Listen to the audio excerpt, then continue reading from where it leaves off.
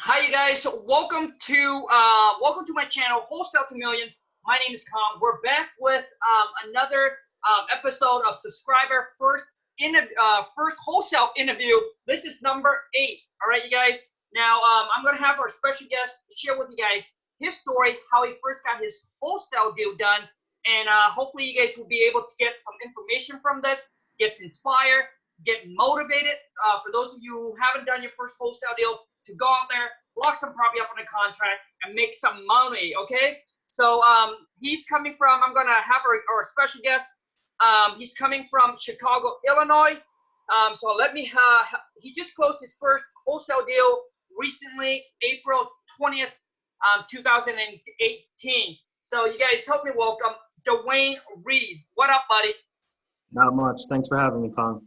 Hey, thanks. No problem, man. So, Dewayne, let's go ahead and jump right into it. Could you share with everyone kind of your stories, how you got into wholesaling, and then from that, how do you, and then kind of the breakdown of your first wholesale deal? So I actually just moved to Chicago. I moved here last year, July.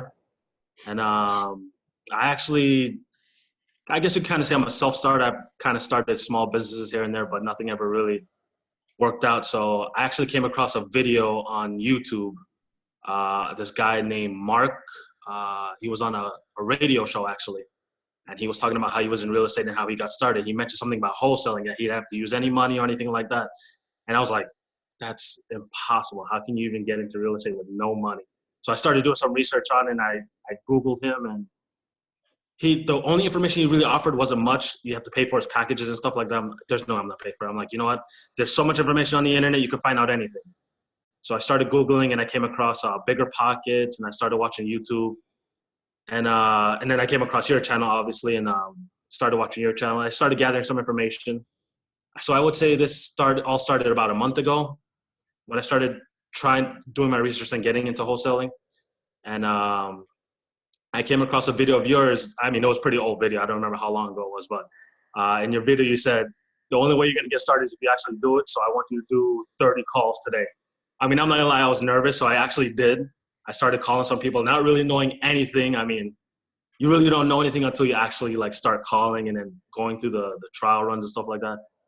So I came across this house in Willow Springs, and I kind of had an idea, had just got listed on Zillow. That one day I saw it, and I was actually at work. I do have a full-time job. I'm an accountant here in Illinois. And I saw it that one day, and I'm like, let me call this guy because I know this is a really good area, and I know this house will go quickly. So I don't know how long it had been listed for, but I saw it was just listed that day, and I called him. I was like, I'm not getting this guy off the phone unless I get him under contract. So we talked. He had listed at 120. I got him down to 105. So I ended up sending him a contract. Here's the funny part. I hadn't received the contract back from him, but he already said he would. He did agree on a price that he would send the contract, but I hadn't received the contract back from him, and I already started marketing the property, which was really risky, very risky, but it's funny. I mean, I'm not even joking. Within an hour, I had a couple people email me about it because I had already started building a buyer's list using that Facebook group called Wholesaling Full-Time. And I actually was going through, and I was seeing people that were posting deals in Chicago also, so they would leave their email address, and I was just copying the email address and putting on a spreadsheet. So I already had a pretty solid buyer's list built up, so I sent it out to these buyers, and one of the people that I had on the list emailed me. And I mean, I'm not even joking. Again, I hadn't had it on the contract. He was emailing me every hour. When can I see the property? When can I see the property? Again, I don't have it on the contract, so I'm like, man, I don't want to. I just got to stall as long as possible. So this was on a Thursday. The next day, Friday, I finally got a call from the seller's attorney. It's like, look, we got information from the seller that you want to buy this property, and I'm already like, damn, he's gonna go through his attorney. And I know something you stress is control the paperwork. I'm like, dang. So I asked the attorney, I'm like, look, I'm going to be honest with you. I'm wholesaling the house. Do you guys do double closing or assignments? He said, yeah, we can do that. I'm like, yes. So the next day I spoke to the seller. I'm like, look, let's go see the house. So we set up a meeting to go the following day to see the house. I went out there with the buyer and the seller. And I introduced myself and I told her, sir, like, this is my partner. And I mean, I had just met the buyer that time too. I didn't even know who he was. So we went and saw the property, and I had it.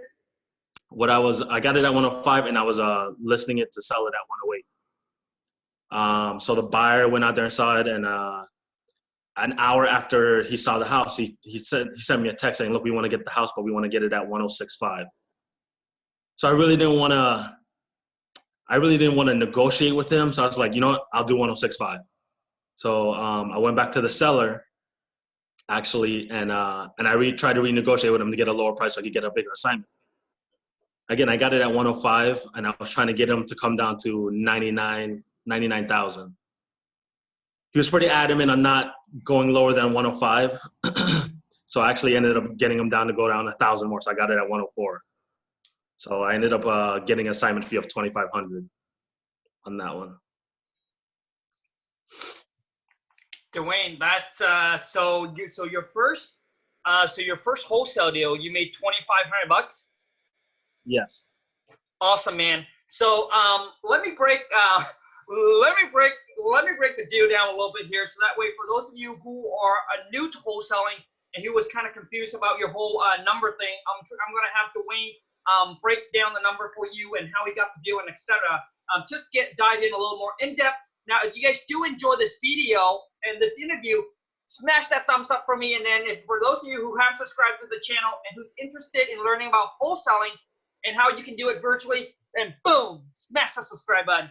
So Dewayne, you moved to Chicago when? Last year in July. Last year in July, Chicago, Illinois, right? Yes. And when did you initially kind of starting the whole wholesaling, like researching or watching video, whenever that is? I would say we're in April. I would say last month I started just diving in and getting as much information as possible and just YouTubing and just doing a whole bunch of research. Dang, bro, that is extraordinary. So basically 1 month, within 30 days. Yes, 1 month. I mean, that is extraordinary, you guys. A lot of times, like things like this, you guys, it's not so much it's about the amount, but it's about executing and getting your first deal done, because it'll give you the belief and letting you know that, man, I can do this, and if you can make that much, then you can make as much as you want. Exactly. It took me 6 months, so for you to do in 30 days, extraordinary, buddy. And so now, at the time, you were also working as a full-time accounting? Yeah, I'm still currently working as a full-time accountant. Gotcha. Now, okay, and so right now you're still doing accounting full-time. Yeah. Now, Dewayne, let me pick your brain a little bit here, and a lot of times, because you just got your deal done, so there's things that for those of you who are new, who are struggling, you probably be able to relate to very, very, very well. What is the one thing that that actually clicked for you? That actually clicked, and then you'll be like, I would say is I mean, it's actually what clicked is like how easy it is. Because I mean, honestly, it's just finding the right motivated person that's willing to lower the price and make a deal and in the right market. I mean, I just happened to come across this property, and I had an idea that this is a really good area, and and I did not want to get the seller off the phone until I got him on the contract. And I mean, I didn't initially get him on the contract because I sent him a contract and I didn't hear from him, and I had already started marketing it, but I felt confident that we had already agreed on a price and that he was going to sell it. Gotcha. Now, Dewayne, so what got you into like looking into real estate, wholesaling?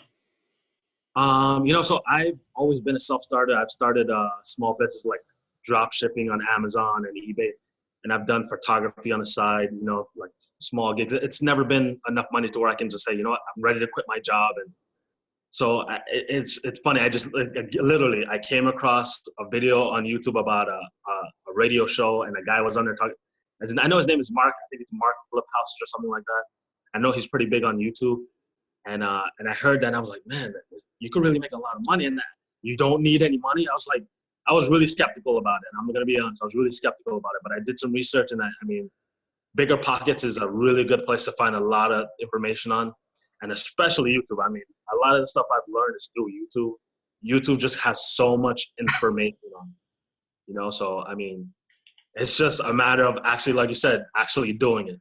Yeah. I mean, I'm not gonna lie to you, it's scary at first because there was times I was like so nervous and I'm gonna be honest with you, there was a point where I felt that the buyer was gonna cut me out of the deal and speak to the actual buyer, the person that was wholesaling it to. I don't know, but I mean, I was really nervous about that actually happening because I've heard that happen before. But I mean, everything just kind of went the way it just kind of just worked out. Nice. So let me see here. So you got this lead from cold call? That's all I've been doing is cold calling. Okay, and gotcha. And Dewayne also. So what list is it from? Craigslist or sell by owner, or do you have a special list? Actually, Zillow.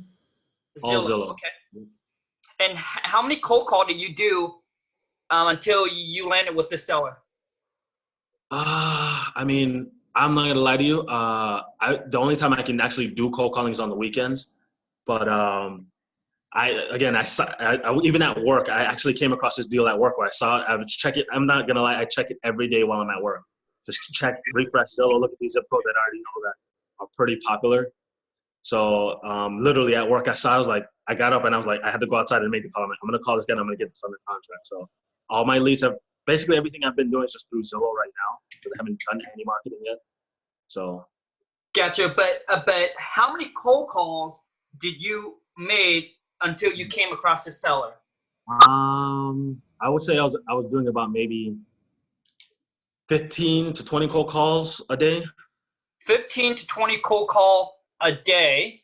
Yes, but here's one other thing I was doing also. So on the weekdays when I couldn't do cold calling, what I would do is when I would come from work, I heard YouTube again. I heard somebody saying that they would email the sellers on Zillow. So that's what I started doing. And actually, I would start getting calls from people. So I would do some sort of yellow letter, but in an email saying, like, I want to buy your house. I want to pay all cash, da-da-da-da. And I would actually get calls and emails from this sending it. Because I come home from work and it's like 5 or 6 o'clock. I can't call these people this late. So I'm just blasting out these emails and I would actually get responses from these. But this one I actually called and I would still do cold calls on the weekends. Nice. Okay. So you're doing 15 to 20 cold call plus email a day. And how many hours are you putting out to do this? I mean, I'm not joking with. I would come home from work and I would stay up till about 2 a.m. sometimes. Pretty much every day. Every day. Gotcha. So every day after work. So and weekends. So how much time are you putting into the wholesaling business? I would say a good amount of time. I mean, I would consider like a part-time job, honestly. Okay. I mean, I would say about a good maybe 6 hours a day. Like after I come home from work, I mean, I'm literally in front of the computer after work and just sending out emails, or I'm doing cold calling on the weekend. And I mean, I usually spend my entire weekend just doing cold calling. Nice. So the thing is, the reason why I asked that, Dewayne, because for most of you, you guys got to understand that anything that you want, it takes work. Absolutely. You're not gonna sit back and you're not gonna manifest. You got to put in the work. All right. So that's why I'm asking Dewayne, like, what did he do to get his result very quickly here? So he cold calls and emails to seller on Zillow, and he does about 6 hours a day, like a part-time job on this wholesaling business. So when you called and talked to the seller, Dewayne, how long did it took you to tie him under contract? Was it the first phone call, the second phone call? It was the first phone call. Like I said, I did not want to get him off the phone until we agreed on a price. And literally, I think it was like maybe a 20-minute phone call because I asked him all the details about the property. And it was a full rehab because when we actually saw it, the whole property was gutted. The seller, he bought it to rehab it himself. And he had already stripped the whole entire property, put new windows in, new doors, but he said he ran out of money and ran out of time. So that's why he listed it again to resell it. Gotcha. So, okay. I mean, it was literally 20 minutes. I had him on the phone. I'm like, I'm willing to come. We agreed on a price. I'm going to send you a contract right now. and that was that. Nice. 20 minutes for 2,500. Yeah. So basically, he's asking for 120. Is that correct? Yeah, he wanted 120 for it. Gotcha. Okay. And Dewayne, so what was his? I guess his motivation was that he ran out of money. Yeah, he ran out of money. Gotcha. Yep. Did you ask him if he has any other offer beside yours? I did. When I actually met up with him, he did say he got. When we went to go see the property, I asked him like, "Have you gotten other calls?" He's like, "Yeah, I've gotten quite a few calls about the property."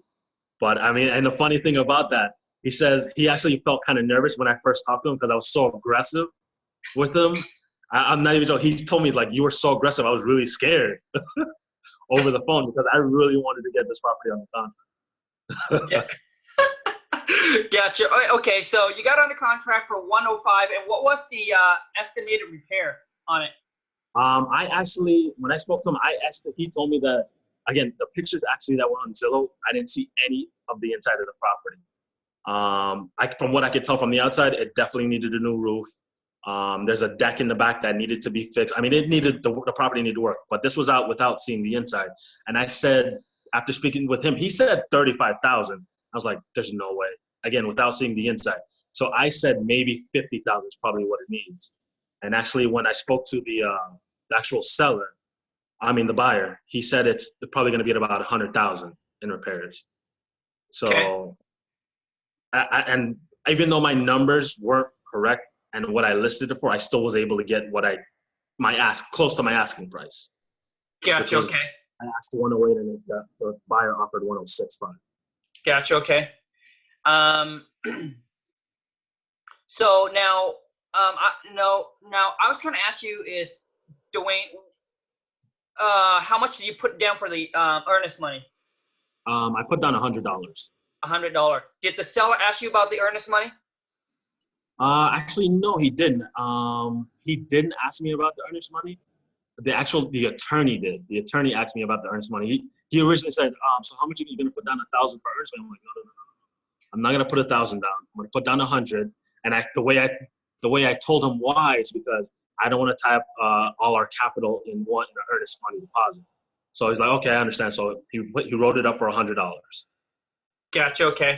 So the attorney asked, okay. And now probably everybody wants to know, so what is the ARV for this property? So I estimated the ARV to be about, I think it was, I want to say around 285, somewhere around there. It was probably more. I don't remember off the top of my head. I'd have to look. But I want to say it was around 285. Gotcha. Okay. So around 285 now, everybody probably want to know, well, since you recently got into real estate and learned about wholesaling, how do you know to estimate the repair to be 50,000? Is there a calculation you use? How do you figure that out, Dewayne? So there is a calculation. I think there was another YouTube video I watched where they say sort of like, I guess, a basic way is you do maybe $20 times the square footage, which is they consider a full rehab, a full gut or something like that. So that's what I did, but I still added more on top of it, just taking a guess that there's probably more work that needs to be done. So I did it. I did 20 times whatever the square footage was, and I came up with an amount. And then I added more because I figured the property needed a lot more. So I came up with a $50,000 in rehab. Gotcha. Okay. And how many bedroom and bathroom and the square footage? Do you remember? Yeah, it's actually, I have the information. It's a 3-2. It was 1,500 square feet.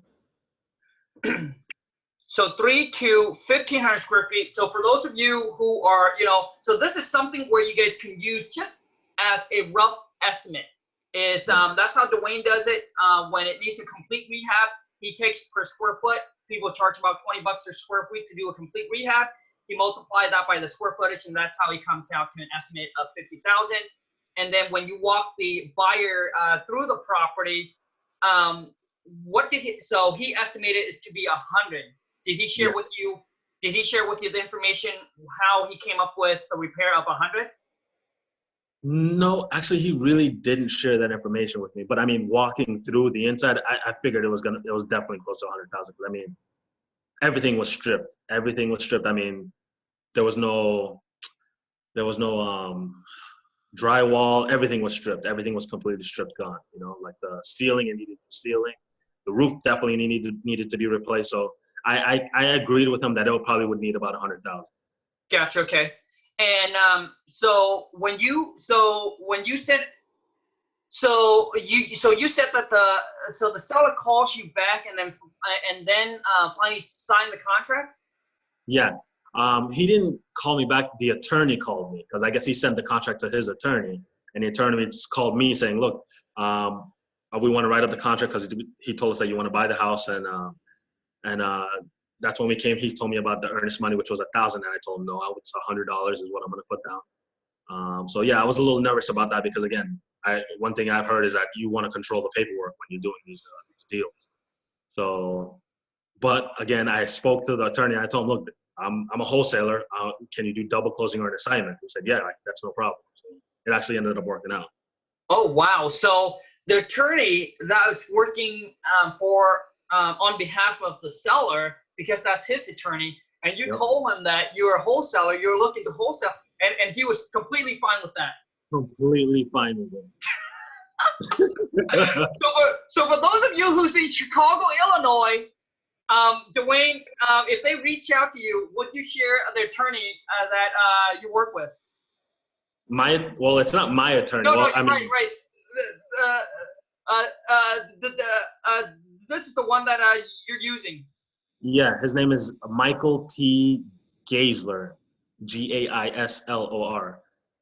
And earlier, as you guys can see, all of a sudden my stutter problem just kicks in.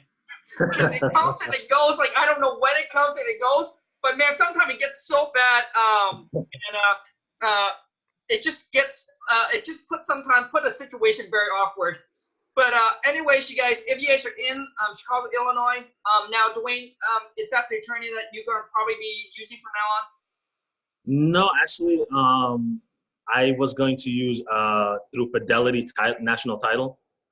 Actually, somebody I posted in a group when I first started. Again, I posted in this wholesaling full time, asking if there's a title insurance, a title company that's investor friendly, and they recommended. I spoke to a guy, and he told me that he has an attorney that I can use, and I can do it through their title company, which is Fidelity National Title. So actually, I haven't done a closing through them yet. So I actually don't have an actual attorney to do my closings yet. So I mean, I may use the same attorney again. Who knows? Nice, nice. So the thing is, you guys got to understand here. For those of you who's asking questions and finding buyers and information about title company, about contract, purchase and sell contract, assignment agreement, and all that, Dewayne, where did you get your purchase and sell contract and the assignment agreement? I actually got it from Bigger Pockets because they actually have a download section under that. I mean, it has everything. It has everything. I mean, I did use those contracts. I mean, and then I looked around to see if there was any other ones because that obviously you want to protect yourself as a wholesaler when you're doing these deals. So it was definitely one that I found on Bigger Pockets. And then there's a ARV calculator that I found on there also.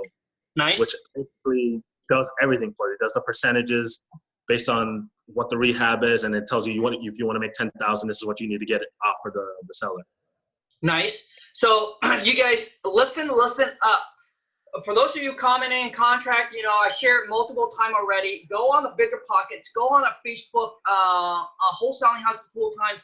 Pop your questions, and I promise you, I mean, it has over 50,000 members on there, so there must be somebody in your area that you can connect with and get your contract and your assignment agreement, hook up with a title company. They can send you an attorney that they already were working with. So yes, there are, just like Dewayne said, there are information out there. You have to do your legwork, your research, so don't just expect to sit back and have everything handed to you. You gotta put in the work.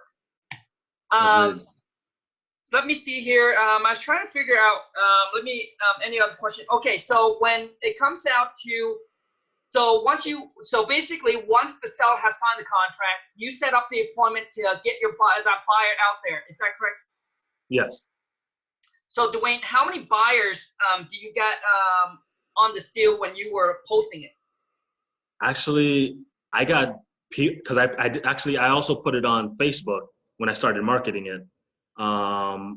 initially, again, I didn't have it on the contract, but I put it on Facebook. And I mean, I got multiple people not texting me, but messaging me through Facebook Messenger. Hey, can you send me any information on the property that you have in Willow Springs? So I had multiple people ask me about it, and I would send them the information, but nobody actually followed through except this one guy that, I mean, literally he emailed me like every hour asking, when can I see the property? When can I see the property?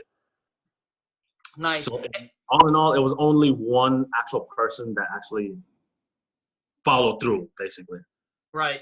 And the thing is, Dewayne, I mean, when I first, when I was first starting out too, there's, when you guys post your deal and things like that, there's going to be a lot of people saying, yeah, take a look at it. I wanted this and that.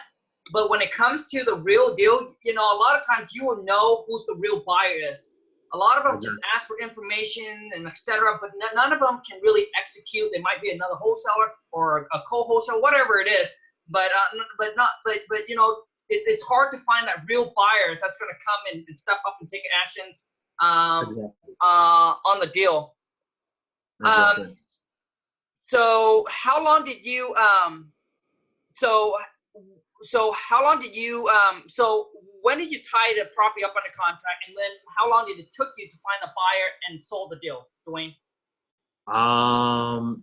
So the first day that I spoke to the guy and I got it under contract, which was I want to say it was a Wednesday. Thursday is when I got the call from the attorney, and I told him, and we spoke, and yes, I'm going to buy the property. And that Thursday, again, I had already spoke to the buyer and had already started marketing the property, even without receiving the contract. So that same Thursday is when I got the actual buyer, who's still the same buyer that bought the house, who emailed me about it. So, I mean, literally, probably within an hour or so, I had a buyer, and I mean, he seemed very interested because, I mean, he was emailing me literally every hour asking, when can I see the property? When can I see the property? When can I see the property? So, yeah, I think, so Wednesday, I spoke to the buyer. Thursday, I got the call from the attorney. And then Friday, I went and saw the property with the buyer. So how many days? So all in all, I would say 3 days. And that after the buyer saw it, within an hour, he sent me an offer. And, I could have negotiated and fought with the buyer, but I'm like, this seems like I want this to be a good relationship. So I'm going to agree to his price, but I'm going to go back and renegotiate with the seller. Because, I mean, I feel like I have more leverage with that after actually seeing the property. So I didn't even want to negotiate with the buyer again. I said, you know what? I'm okay with that price. I'm just going to try and renegotiate with the seller, see if I can get a lower, get a bigger assignment. So I just wanted to start a good relationship with my buyer. So, because I mean, honestly, after meeting him, I feel like I can use him again to send him other deals, so. Nice. And I agree with Dewayne on this. The seller came off saying, hey, the property only need about $30,000. You walk through with the buyer. Obviously, you know that the seller is giving false information, and the seller probably knows he's giving false information. So It's okay. Now you can come back and renegotiate with the seller. Exactly. To get the price down instead of your buyer. You want to keep a good relationship with your buyers because obviously you want to do multiple deal with the guy. Exactly. So great. So 3 days for $2,500. Yeah. I mean, I'm pretty sure I could have made more on it, but you know what? I can't be greedy. It's my first deal. I'm just happy I actually closed the deal. Nice, man. Dewayne, I want to say congrats, and I want to say thank you so much for taking the time to hop onto the show, to share your stories, to share the experience. That way it helps inspire and motivates other people, letting them know that you guys, this is something that we all can do. Not just, you don't have to be special. You don't have to be intelligent. We can all do this. It's just who is going to take the actions to put in the work to make it happen compared to those that don't. Now, Dewayne, what is your feeling right now? Do you have anything in the pipeline? What's your feeling about this business? My feeling right now, I mean, after that first deal, I'm like, this is easy. I still have questions as far as like what I'm going to do next. I'm still doing cold calling. I definitely want to do some marketing. I'm not really confident on the bandit signs. I know people really talk about doing bandit signs, but I'm actually using ListSource right now. I'm going to do absentee owner listing and send out some yellow letters doing that. So that right now is going to be my first actual piece of marketing, and probably do some probate. Nice. And what is your plan as far as yellow letter? What's your budget? per month on that? I really haven't even come up with a budget as far as what a budget should be to do that. I mean, maybe my first initial will probably be about maybe 500. Maybe that might be a little bit too much, but I think my first initial goal would be about 500. And Dewayne, are you consider, like, once this picking up, are you consider going full time at it? Absolutely. I mean, who doesn't want to work for themselves and not have to work for anybody else? Because I mean, that's always been a passion of mine. I've always wanted to work for myself. So I mean, right now I feel like this is probably the best opportunity for me to do that. So I'm definitely hitting this hard. I mean, like I said, I'm putting in a lot of hours doing this. Nice, man. And now my question for you, and you don't, and this might be personal, Dewayne, you don't have to share it, is that how, obviously you got to go to school to get your accounting degree. How long did it take you to get your accounting degree? So I'm originally from Miami, so I got my degree in Miami. I did 2 years at a community college, then I did another 2 years at a university. So like 4 years, 4.5, almost 5 years. 4 years, okay. And this is personal. If you don't want to share it, it's completely fine. But how much are you making per month on your accounting side? So I mean, I make $70,000 a year as an accountant. Okay, so I'm not good with math. Let me take my calculator out, because I just want to share with you guys. So divided by 12, that's about 5,800 a month. Yeah. 4 years. And Dewayne, to start this, I think you actually clicked mute, Dewayne.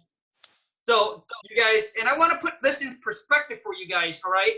So Dewayne went to 4 years in college, got his accounting, making about $5,800 a month. Now, did you start out making $5,800 or you start? Okay, so what did you actually start out making?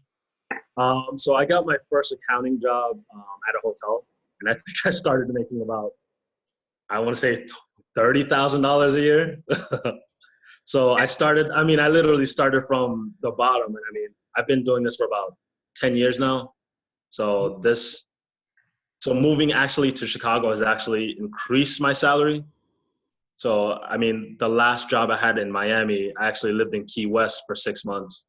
I moved down there for 6 months and took a job down there, and I was making about $50,000 a year. Dang. Okay. So 10 years in accounting business, right? 10 years in accounting, start out 30,000, 4 years of college. And how long when did you initially got up to the 70,000 a year? Actually this year when I moved to Chicago. You guys, it took Dewayne. And dude, I just want to say congrats, man. I say, for people that's going to school and working and balancing life and everything like that, man, dude, that's power to you. But I just want to put in perspective for those of you who just want to go out there, create your own life, create your dream life, being financially free, etc., making money. So Dewayne, 10 years to get to the point where he can make $5,800 a month. Took him 10 years, you guys, to get to that point. He just recently dived into wholesaling and made $2,500 within 30 days of education. 30 days of education, taking actions. He made $2,500. All right, and it took him 3 days, 20 minutes on the phone with the seller, you guys.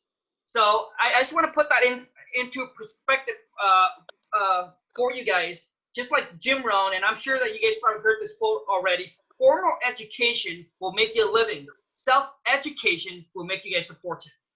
So anyways, Dewayne, any last word for those who are just right now or just like diving in, or they have been doing it for a while but haven't got their first wholesale deal done? What kind of tips, what kind of advice you can give them to amp them up and get it done? I'm going to be honest. It's going to be tough at first. You're going to get a lot of, especially if you're cold calling, you're going to get a lot of people when you're making them offer. They're going to hang up on you. They're going to curse at you. They're going to tell you all the bad things, like, why would you offer me this? I'm not going to sell my house for it. I mean, it just takes one person to change everything. That one deal to change everything. And I mean, you could take in all the information you want, but I mean, it's actually putting it and doing the action and just going through the process of actually calling and getting your first deal. It's not just going to walk onto your lap. You have to actually put in the work and call these people.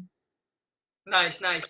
And one last thing, Dewayne, is I know when you first started, you said it was, you know, you were scared making these cold calls. Now, how do you overcome that? I mean, calling. I mean, after the first one, then you start to become more comfortable, you know, the right questions to ask. You know, I mean, it's literally just actually taking action. Once you actually do it, you start becoming more comfortable, you know, the questions to ask, how to talk to them, how to get them to come down on their price. I mean, you become more comfortable with when you start calling these people. Gotcha. Okay. But what went through your mind when you decided, you know what, I'm just going to pick up the phone and make this first cold call? What pushes you to say? I was nervous. I'm not going to lie. I was extremely nervous. But, I mean, it was just, nothing was just going to fall into my lap. I mean, at that time, I was like, I had to call. If I really want this to work, I have to make these calls. And one way to get over this fear is if, let's say, you're actually calling on a personal level, like you're interested in buying the house. That's one way to get over it. Like, you're not calling as a business person. But, I mean, I am telling these people I'm working for a company, but the one way to get over the fear for yourself is to actually feel like you're actually calling, like you're interested for yourself. You know, so I mean, that's one way to get over the fear. That's as if you're looking for an apartment to rent. Obviously, you're going to go through the steps of calling somebody, hey, is your apartment for rent? I need a place to move into or whatever. So it's kind of the same thing, but you're calling as a business to make money. So that's a way to get over this fear. Nice, nice, man. So Dewayne, you just mentioned, so when you call, you actually call representing yourself, or you represent the company? Representing a company. I remember you stressed that a lot, that it sounds much better, and which is true, because I mean, if I'm calling somebody and they're thinking, this guy, I don't know who this guy is, but if he's representing a company and you make it sound like you're representing a company, they feel more comfortable to work with you. Yep. I mean, that's just that's definitely my experience and how I was able to get more deal on the contract. And also too is when I tie these deals, you guys, man, if you guys were here with me, I'll show you guys all the text message. I'll show you guys a phone call. Like the seller would say, hey, Kong, thank you so much for putting this together. Because I go back, I say, hey, I gotta get the approval for it. I don't know if I can. So they're like, thank you so much, Kong, for all your help, etc. Now they know when you're negotiating. And I even have a seller ask me, Kong, so do you work on commission or you work on hourly? I say, well, I get paid hour. You know, whether we do this deal, you know, whether you sell the property to us or not, it doesn't really matter to me at all. Whether or not I'm getting paid per hour. So, you know, yeah, go ahead. Go ahead. It's funny. I'm sorry. It's funny that you mentioned that about the seller asking about commission, because of the one that I closed on. The seller asked me when I came back to renegotiate with him. So if I come down on my price, does that benefit you? That's exactly what he questioned me. Does it benefit you? I'm like, no, it doesn't benefit me at all. It's just that the properties, it's more repairs than we expected. So it's funny that you mentioned that. Dude, Dewayne, nice, man. Because the thing is, you guys got to understand, like when you are, you know, when you call, you represent the company, you're basically just doing your job. Hey, I'm getting paid per hour. This is what they want to present. If it works out for you, great. If it's not, it really does. So they know that, hey, it doesn't benefit you. So, you know, but when you're negotiating, as you are the one, then they know that you're going to come in here and you're going to try to find all tricks and things and trying to get them down their price and try to steal this deal and trying to get it for really cheap, because you're going to benefit for yourself. And so when you put yourself as representing the company, now they almost felt like you're on the same, you know, you're kind of on the same table as them. I'm trying to help put this deal together, and that's all you're doing. Exactly. So, anyways, you guys, Dewayne, how do for those that want to contact you, reach out to you? Now, this is only if you want your phone to blow up, because you're gonna be famous, bro. You're gonna be famous, bro. So, how can people hook up with you? Is there a way that they can contact you, get some tips or whatever it is, advice, or maybe connect with you in your area? Yeah, they can email me. It's createreinvestments@gmail.com if they want to. I can give out my phone number too. I don't mind giving out my phone number. It's actually a Google Voice number, because actually I don't give out my real number, so I just use a Google Voice number. And actually don't remember that number by heart. But I can definitely drop it to you in an email with anything. But yeah, if they want to reach out to me, they can. The best way is definitely through email. So it's createreinvestments@gmail.com. You don't have your own channel or anything, Dewayne? Not yet. I mean, that's definitely in the pipeline. I definitely want to do something like that because I feel like, just like you, bringing this knowledge to somebody else might benefit somebody else, you know? Yeah, absolutely, man. And the one thing that I don't know if you know Gary Vee. Oh my God, I love Gary Vee. You guys.